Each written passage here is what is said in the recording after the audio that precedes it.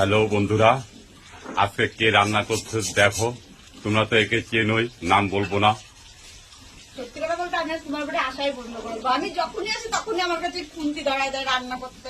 আর আজকে নজর দিলে আজকে রান্না মনে হয় ভালো হবে না। আগেই বললো ভালো হবে, এখন আমি আর ভালো করে রান্না মনে হচ্ছে করতে পারবো না।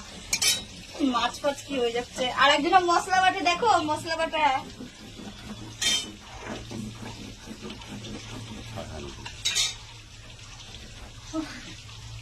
কাজ করে করে মর আসবি আর বেড়াতে বেড়াতে আসবো তাও আর ভালো। আসবি না। আমি আসবো না। আনন্দ হবে। সেটাই মরে গেল এত খাটাচ্ছে সত্যি। বেড়াতে আসবো আসবো। প্রচন্ড কাজ করায়, প্রচন্ড।